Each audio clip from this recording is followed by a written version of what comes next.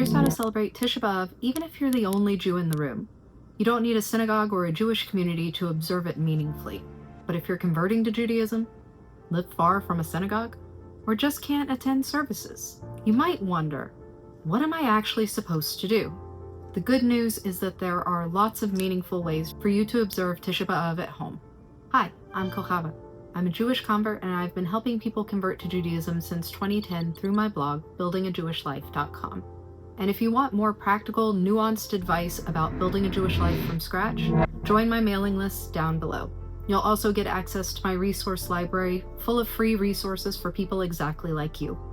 If you're here, I assume you already know a little bit about Tisha B'Av, the saddest day of the Jewish year.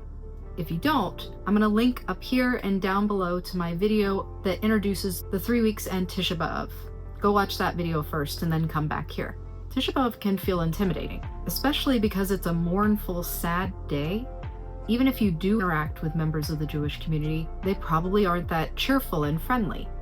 And you can get really intimidated by that, even though you know that that's the character of the day. You wonder, are they really just feeling that way about me? Whether or not you've been observing the mourning practices of the 3 weeks leading up to Tisha B'Av, you can still observe Tisha B'Av. It doesn't have to be all or nothing. We can fall into the trap of, well, if I can't do it perfectly, I might as well do nothing at all because it doesn't matter. The all or nothing trap is one of the biggest traps I see people falling into. So don't let that ruin your Tisha B'Av. You don't have to do everything that I'm listing in this video. When you start building a Jewish life from scratch, you gotta start somewhere. No one does everything from the get-go. How you observe this year will definitely be different than how you will observe next year. So do what you can today, and let next year take care of next year. So just as a refresher, we're commemorating great tragedies within Jewish history. Most importantly, the destruction of the first and second temples in Jerusalem, the Beit HaMikdash.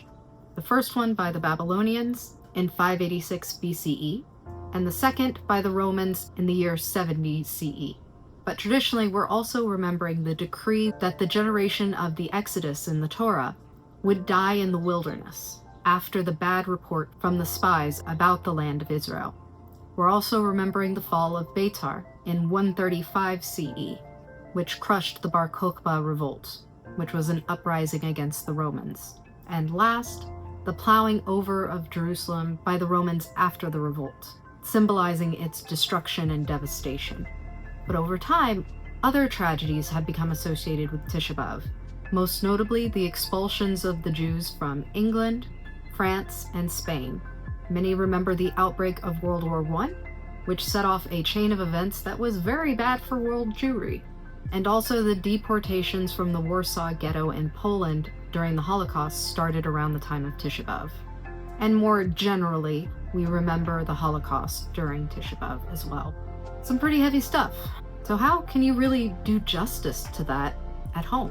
I'll reassure you that most of the observance of Tisha B'Av happens at home or at work, because this isn't a holiday with Shabbat-like restrictions. So first and foremost, the most important observance of Tisha B'Av is fasting. This is one of the 2 major fasts of the Jewish year, along with Yom Kippur. It is for a full Jewish day, 25 hours. No eating, no drinking. And of course, this is a fast that happens at the height of summer when it's hot out and you get dehydrated more easily. If this is your first year fasting in a Jewish way, don't push yourself too hard. Your body needs time to adjust to this kind of practice. You wouldn't run a marathon without some training runs first. However, it's important to note that not everyone can fast, nor should fast. I'll link up here and down below to my video about Pekuach Nefesh, the obligation to save a life. That sounds real serious, but it's actually quite lenient in practice. We want to avoid possible danger. We don't wait until things have gone seriously downhill before we act. So if you're on medications, you're pregnant or breastfeeding, you have a chronic condition, or you happen to just be sick on that day, talk to a rabbi about what your actual obligation would be. And if you're told not to fast, don't view that as a failure. If it's a fasting day and you can't fast, you have a mitzvah to eat, and that is filling your role this year. I'll link down below to a group called A Mitzvah to Eat, which is great for people who are struggling with not being able to fast on fast days. If you want to learn more about who's obligated to fast, how to prepare for fasting, and alternatives you can do if you're not able to fast, I'll link up here and down below to my Fasting or Not guide, which is a guide to Jewish fast days. It's on sale for the 3 weeks right now, and it applies to every fast day of the year, so you could use it again when Yom Kippur comes around this fall. The second most common observance of Tisha B'Av is also probably the most accessible. It's reading Lamentations, Eicha, in the Bible. And yes, you can read it in English. I'll link down below to a trusted Jewish translation since, Christians translate things kind of funny sometimes. With this being a fast day that doesn't have Shabbat-like restrictions, one of my favorite ways to spend a fast day is to watch appropriate movies while laying down. It's a good way to rest your body to give you a better chance of success at finishing the fast, especially if you are a bad faster like me. You can watch documentaries or narrative movies like Schindler's List. There are lots of options, and if you Google online, there's lots of lists that people have compiled for videos that are good to watch on Tisha B'Av. 3. Learn about the tragedies. You could learn about the history of the Beit HaMikdash, the temple. You could learn about the Inquisition and the expulsion from Spain. You could watch movies about the Holocaust, as I mentioned up above. There are lots of ways to learn about these tragedies so you can understand why we mourn. 4 is prayer. Traditionally on Tisha B'Av, we recite keynote, which are liturgical poems that are very sad. You can use those as prayers, and I'll link down below to a resource for keynote that you can use. And of course, if you don't regularly pray from the Siddur, the prayer book, today would be a good day to do some prayers, even if they're normal weekday prayers. Every mitzvah done this day counts. And of course, you can also do personal prayer in your own words. 5, you can give tzedakah. Tzedakah is usually translated as charity, but it actually comes from the word for justice. You can donate money to charities for this day.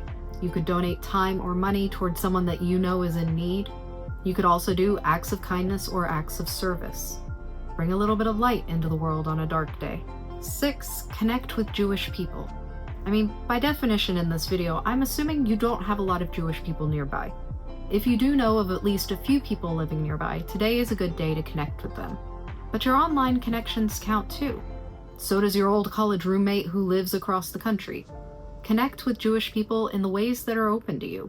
They all count. Yes, even Reddit. But you could also try to find a live stream being done, or classes. There will be people live streaming classes on this day. And if you really need to, you can count a pre-recorded class too. Even if you're physically alone, you're observing Tisha B'Av with all of the world's Jews. You're not alone. 7 is a bit of a catch-all. Reduce joyful activities. It's not the day to go to an amusement park or a concert. Ideally, not a wedding. Obviously, there are no Jewish weddings. Also, maybe skip watching a comedy special. Try to watch things that are a little more low vibe. Maybe also try to keep your music a little more somber. During this period of the year, many Orthodox Jews don't listen to music with instruments in them. So there is a healthy amount of Jewish a cappella music out there, and a lot of it is on YouTube. I'll link down below to a sample playlist. And then 8 is the other traditional ways that we observe Tisha B'Av. Because Tisha B'Av is a day of mourning, it has a lot in common with sitting Shiva, which you may have heard of as a 7-day period when Jewish family members will mourn a lost family member in a specific way. So the first thing up is sitting low to the ground. On Tisha B'Av, people usually do it until about the middle of the day. This is a practice that mourners do during Shiva. People make specialty low to the ground chairs, but you can also sit on the floor if you're physically able to do so. We also avoid greeting each other. So you're not walking into synagogue saying, "Hey Joe, how's it going?" or "Good morning." You just kind of skip all those pleasantries, because the day is supposed to be intentionally somber. Next, people don't wear leather shoes. We don't bathe for pleasure, which also includes swimming. If you're dirty, clean yourself off. Washing necessary for hygiene or medical purposes is A-OK approved. You'll see many people wash their hands with only the ends of their fingers. I get that it's traditional, but ever since the invention of germ theory, I'm on team wash the whole hand after going to the bathroom. You'll see people avoiding lotions, perfumes, or other cosmetics, usually because they're associated with comfort and pleasure. So traditionally, that does include makeup or other ways of beautifying yourself. And lastly, no sex, another part of traditional mourning practices. 9. Tisha B'Av is a good time for reflection. We're also looking at the dynamics of destruction within our own lives and our communities. So here are some journaling prompts you could use. What feels broken in the world? I'm sure that's a very long list. What feels broken in me? But don't go too hard on yourself. Which relationships need repair? And what kind of world am I helping to build? One of the hardest parts of building a Jewish life is feeling like you're doing it alone, which most of us are in the beginning. If that's you, watch this video next about how to build a Jewish life even when you don't have a community around you.